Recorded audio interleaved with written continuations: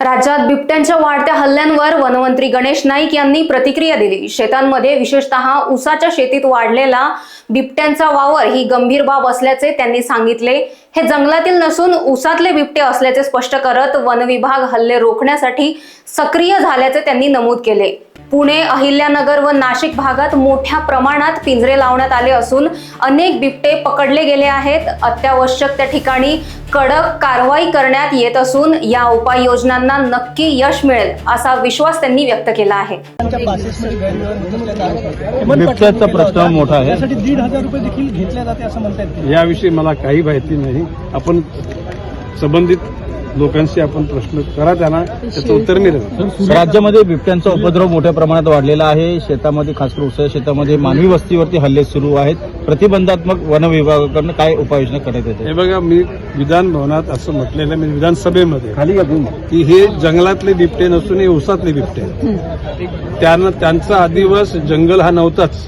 ऊसाच्या शेतीमध्ये त्यांचा जन्म झाला, ऊस शेतीमध्ये ते वाढले आणि जंगल आणि गाव याच्या मधोमध त्यांचा वावर असल्या कारणानं तो मानवावर त्याचा हल्ला होतो, काही लोकांचे जीव जातात।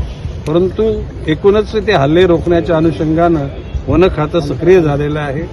आता पुणे जिल्हा, अहिल्यानगर जिल्हा, नाशिक जिल्ह्यामध्ये मोठ्या प्रमाणामध्ये पिंजऱ्यांची त्या ठिकाणी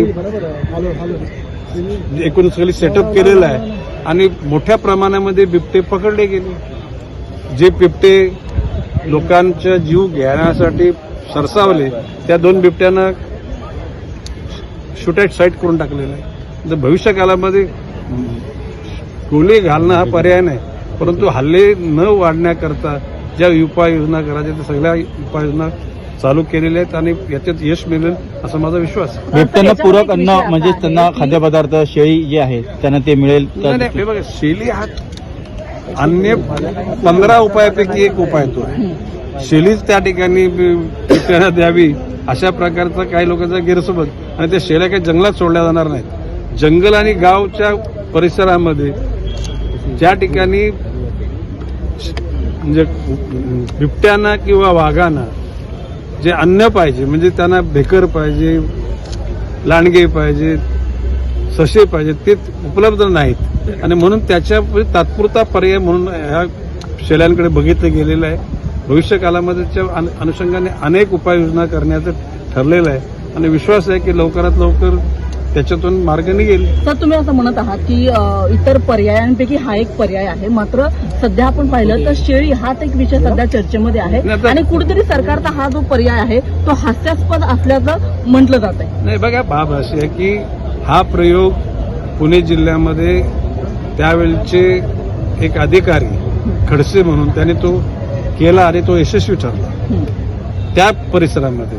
आता सोशल मीडियावर याविषयी कोणाचं भाष्य आलं तर प्रत्येक लोकशाहीमध्ये प्रत्येकाला एखाद्या घटनेवर, भाष्य करण्याचा अधिकार आहे। कोणी केलं म्हणून अदरवाईज फार मनाला लावून घेण्यासारखं नाही। तो एक 15 उपायापैकी एक उपाय म्हणून त्या ठिकाणी नमूद केला। लोकांनी त्याच जास्त गाजावाजा केला। ठीक आहे, शेवटी आत्ताची बातमी संध्याकाळी ती थोडीशी ओसळून जाईल।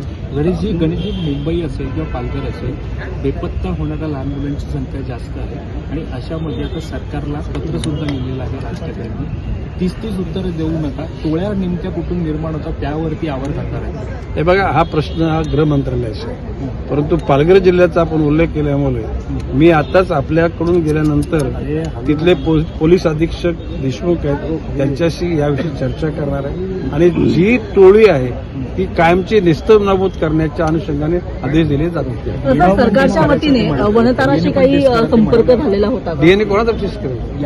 या ज्या टोळ्या आहेत त्या उभ्या असतात, तिकडे लहान लहान मुलं उभी असतात, ती कोणाची लहान मुलं? नाही, त्याचा शोध घ्या। हे बघा, प्रश्न असं, एकदा टोळी नेस्तनाबूत करायचे म्हटल्यानंतर सर्वकष 10 दिशाने त्या गोष्टीकडे बघितले जाईल।